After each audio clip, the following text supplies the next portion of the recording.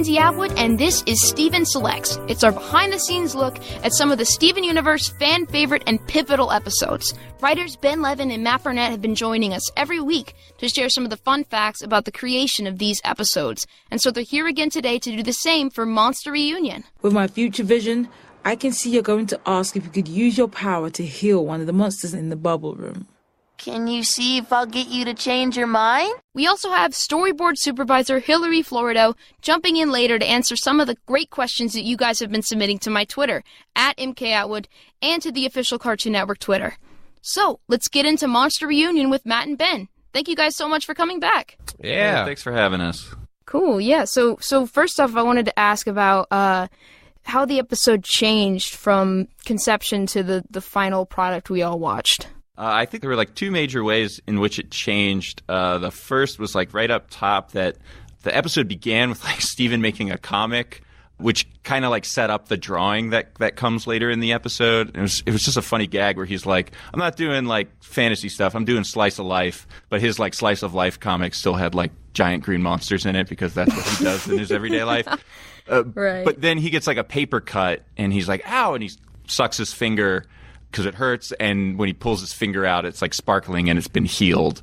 And that was going to set up like, oh, my powers are back. But it got changed to that MC Bear Bear gag where he like heals the toy when it gets ripped. My healing spit is back. I fixed a rip on MC Bear Bear. Here, I'll show you. And then it also, there's just other stuff in the episode, like the gems did, I think, a lot more exposition and explaining about like what corruption is and what happened to Centipedal. They did it at the top of the episode after they unbubble Centipedal and they realized, oh, she's not fully healed. There was like an idea that the gems would basically just kind of lay out a large part of the story that then like Centipedal later retells, and we like walked it back because it's like we don't need to hear it twice, and it's just more powerful and interesting coming from Centipedal in that drawing sequence, and still leaves some of the mystery there that I think we wanted to continue moving forward. Yeah, I think another thing that's sort of, I wouldn't say if it was in the outline, but a concept for this episode that we had was that Centipedal's experience of time. Originally, there was this idea that when Centipedal wants to rush to the dropships, that she sort of thinks that she's, that the attack that hurt her had just happened, and that she was like, oh no, I might be missing this ship. Right, or she's still under the impression that, oh, they issued the order to evacuate. I got separated from my friends. I need to evacuate. I need to. She's like almost just thrown back into that moment. Yeah, and so that's what's pushing her to go to that area. But then I think through the episode it just got simplified to, it's just like, my friends, what happened to my friends, where are they, I need to see them. But that was in our minds as for what was going on with her, and sort of not really knowing where she was as far as the thousands of years that transpired. So you just sort of get reset to that moment, like a Groundhog Day type situation. Yeah, I think that when gems are bubbled and then they freshly pop out, like they've been put in stasis and they're popping out, thinking that they're popping out just at the moment they were bubbled. And with the corrupted gems, we're kind of like resetting them to that moment every time they get bubbled. So I think that was what we were thinking. But yeah, it's just, it's a little complicated of an idea that is made even more complicated by the fact that we're not allowing her to speak at all in this episode. So it got reduced and simplified to just the emotion, Yeah, which is all you really carries need. it. Yeah. Of course, yeah. But what was the decision that you guys made to wipe the memory for corrupted gems? Like from when we last saw her with the Japs and everything in season 1, why did you guys decide narratively to do that?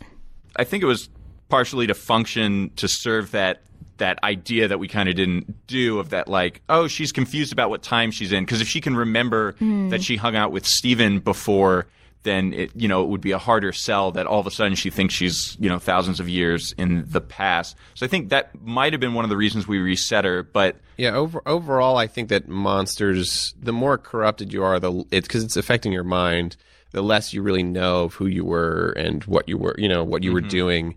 So I think we were just playing off of that, because I think that with the monsters in the beginning of the show, you just think they're monsters. You don't know what they are. Once you learn that they're gems, it contextualizes them fighting our gems fighting the monsters differently. You feel more sympathy for them. So I think the more that they are, the less they feel sentient, the less they feel in control, that it'd be better for them to be in this bubble, I think the better. So that's kind of like why they can't really remember stuff, and why when Steven unbubbles Centipedal, but she can't talk, and they're like, let's just put her back, Amethyst feels like they feel bad about it, because like, she's kind of there. Like, I don't want to. They feel bad. They don't want to hurt someone that is aware, and Centipedal's more aware now. Amethyst. Sure. I'll poof her. Yeah, that was kind of a heartbreaking moment when they shielded his eyes and everything, and you were like, are they really about to do this? Like, dang. Yeah, this one's full of heartbreaking moments. Yeah. Yeah, they're it's a bad situation. They're trying to make the best of it, Right. and But then even that arcs in the episode though, because they allow her to stay out, and I think that as Steven learns more, the crystal gems, they're sort of recontextualizing things and thinking about things a little differently. So this flat statement of like, all corrupted gems, we got to contain them. I think maybe they're starting to think about things a little differently, because Steven's helping show them a way to think about them differently, about healing them and showing them that there really are gems. They know it in theory, but like showing it to you that like there really is a person inside of here makes them kind of change their attitude and soften a little bit. She can stay unbubbled, but you have to understand, some gems are beyond our help. So, like, what made you guys decide it was time to bring Centipedal back from having seen her in season 1? I think that at this point in the show, we had done a lot of episodes that had followed Peridot's arc, the Cluster, Yellow Diamond, and we wanted to make sure that we carried through that thread that we had from earlier episodes in the seasons about the monsters and what's going on with them. Make sure that stayed alive as an overarching thread through the show of like, there are these other gems, they were corrupted. They, what can they do about this problem? What can our gems do? Yeah. Yeah, and so like, I think we're always like, as we write the show, we're constantly sort of juggling these different ideas, because there's a lot of concepts that are around. There's like, there's Steven, there's human side, the gems arcs, and this like story of the Rose and the war and what happened. So we're kind of always trying to balance those themes and not let it become about one thing too much. Yeah, and I feel like, the threads of the monster corruption and then all the stuff with Homeworld and Peridot and everything, it all intertwines, and as the seasons go on, we see how everything kind of starts to relate, and the stories, elements from the different kind of threads cross over. But yeah, like it's not right, not to say that it, to keep it about one thing, but they all do relate. I think that like also this was a chance to give another perspective on those events that happened. Again, like you see most everything from Steven's point of view and the crystal gems, because that's who his friends are and his family. And it's interesting for us to show someone on the other side and what happened to them, and in their sort of confusion. They might like a little similar to Lapis. Centipedal was there for a job, and stuff happened that they weren't, maybe didn't have a stance on. But they were in the middle of it and got caught up in. And it was also helpful for the episodes coming up with the Jasper stuff and how she was going around collecting monsters, and then eventually she becomes corrupted. It was like, oh, we want to make sure we kind of reintroduce these concepts fresh in a nice little standalone episode to remind everyone, so that then when we want to do the Jasper stuff, we don't have to include in there like an explanation that like, oh, this is like a mental corruption and their minds are broken, and the audience just feels a little bit more prepped going into that stuff. So yeah, like that's like an instance of where like, oh, the monster thing and the Homeworld stuff is gonna cross over and intertwine. I feel like it's a lot more affecting too, having seen what it did to Centipedal, knowing that that's what's happening to Jasper. You're like, oh no. Yeah. It's rough. What went into that scene where Senti's like recounting her past with all the crayons and stuff? Well, I think, we were trying to show what it would be like. I think at this point, we've seen Lapis and her story about being trapped on Earth in a Simworld world. And you've seen her perspective of being found and lost forever. And it's another snapshot of what it was like to be on the ground during this gem war, and then just this confusing thing coming from the sky, and suddenly you don't remember anything. That's what we wanted to convey. and we just had to find a way simply to do it through drawings. We'll just talk through the language of art. You know, I think that the approach of this episode was like, is sort of like a Flowers for Algernon type story. And we were trying to, yeah.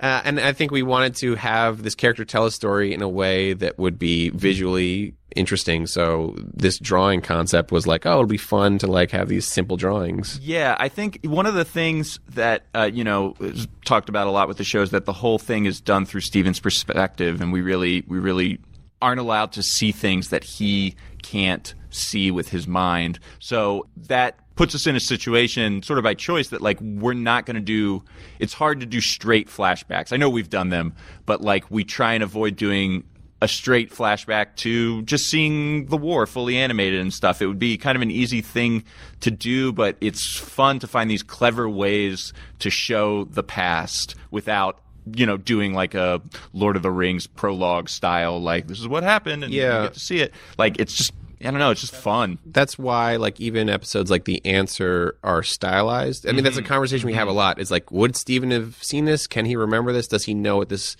person looks like? So that informs us as, can we do a flashback like this? So for The Answer, like that was stylized because it's sort of it's a story being told to him and he's imagining it in this more fanciful way.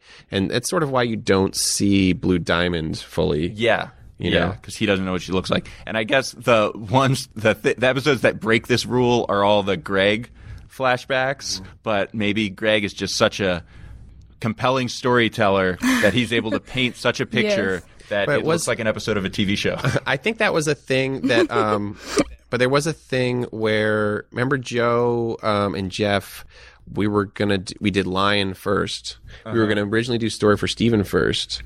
And then they were like, we want him to see Rose on tape before we hear the story of her, so that it would match this feeling of like, he's not imagining his mom and hearing her speak before like actually seeing some evidence of it, like. Yeah, like he hears her voice. So whenever we flash back, we can have it be her voice because he now has an idea of what she sounds like. Yeah. Clever Joe and Jeff. So this stays true to that. Yeah, you're right. Yeah. Right. So there's a couple more like details and things that are thrown in this episode. One that stuck out to me was like just the detail about corrupted gems not being able to use warp pads. And it was like, like that's such a, like what was the point of something like that, She was out of control. She needed Steven's help to get to this place, and so he was able to do that for her. And that's a rule we had in our heads, just because if we've had these monsters wandering around the earth and there is a gem warp pad somewhere, the idea that they just warp to like inside, even accidentally inside the temple. So we made it so that like the way a warp pad works is that you have to sort of conceive of where you're going in some way. You're using your mind. Right, yeah, and their minds are broken in a way that it doesn't allow them to use it. Yeah. For the purposes of the episode, it facilitates Steven being like, I'll help you, just tell me, somehow you're losing, control of your... Yeah, but it was an unspoken rule for us just as a function of not having monsters just show up in his house constantly. Yeah. That would be an issue. Yeah. Okay, guys, thank you so much for coming on and talking to me again. Yeah, it was great. Oh, yeah. So you guys have sent in a ton of questions to my Twitter, @MKAtwood, and to the Cartoon Network official Twitter, and we're doing our best to get as many as possible answered over the course of these episodes. So coming up, Steven Universe storyboard supervisor Hillary Florido is helping us out with some of those questions. Okay, Hillary Florido is here with me answering your questions, and the first one comes from Artildol. They want to know, how do you stay motivated to keep on creating? Well, certainly for Steven Universe, it's my job. Right. And it's a episode machine. As far as personally, actually I think having just any job helps me stay motivated because I want that balance. Especially because Steven is Steven, and then I have personal work. So that kind of, doing Steven motivates the personal work, because I need that balance. It helps me. Yeah. The work-life balance, yeah. Okay. Alphys wants to know, what is your favorite part of your job? Favorite part of my job? This feels like a cop-out answer, but that there are many parts. There's so many components to working on the show. where you are, I guess, kind of repeating because you keep doing episodes. There's always something new to tackle. There's always a challenge. There's always, why can't I draw this one perspective? And then you gotta do it, and you gotta figure it out. Yeah, and I mean, when I say favorite, it doesn't necessarily imply, like, it's fun. Challenging stuff is fun. It keeps it interesting. Right, mix it up. I like it. All right, so now we have a question from Kelly, who wants to know, when someone joins the team, what is the process like getting them up to speed? So when I was storyboarding, I often got the newer storyboarders, and certainly I joined Steven in midway through first season, and you kind of just have to let him jump in. You just gotta drown a little bit. You let him drown a little bit, and then you help him out with questions. Because the thing is, you want to be there for him, but if you hold their hand too much, you're kind of hurting him. Mm-hmm. They can't really come into their own. So you watch them. You watch them jump into the team. And if they have questions, you answer them. Guess it's kind of mean, maybe. It's tough love. It's okay. Right. That makes sense. Question from Harland, who wants to know, did any of Doodle's or offhand ideas end up in the show in some form? That definitely happens. I'm trying to think of any specific one that happened. It happens, Harland. I'm sorry I can't give you a specific time. All I can think of is all the stupid doodles that didn't get into it. I drew a series of, like, Steven, he was, like, using Lapis as a skateboard, and as, like, a luge. It was just, like, Lapis as a flat object. And obviously that really, didn't have a lot of play in the series. But definitely there are doodles that do sneak in there, and it's great. It's fun. Okay. We have a question from Landon. How do you avoid over-editing an outline rather than finishing it? Well, the good news is, when you're boarding and making an episode, you're on a deadline. So you have to finish it. And you can certainly hem and haw on editing and adding and subtracting, but there's a due date, and you gotta turn it in. And also, it's a group activity. You're working with numerous people, and you're getting a lot of feedback, so if you're worried about over-editing, someone has your back. Cool. Okay. Thank you so much for coming on and talking to me, Hillary. No sweat. The Crewniverse will answer more questions next Thursday, so if you have one, send it to my Twitter @MKAtwood or to the official Cartoon Network Twitter, and please use the hashtag StevenUniversePodcast. And watch all the episodes of Steven Universe on Cartoon Network or on the Cartoon Network app. The Steven Universe Podcast is produced by Stacey Para, Charles Abadje, and Conrad Montgomery. Special thanks to Rob Sorcher, Cartoon Network Studios, and the Crewniverse. Join me along with writers Ben Levin and Matt Burnett again next week as we go behind the scenes of Season 3 episode Monster Reunion. And please be sure to subscribe to the Steven Universe Podcast at Apple Podcasts or wherever you listen to podcasts. And please leave us a 5-star rating and review while you're there. I'm McKenzie Atwood, and I will see you next Thursday.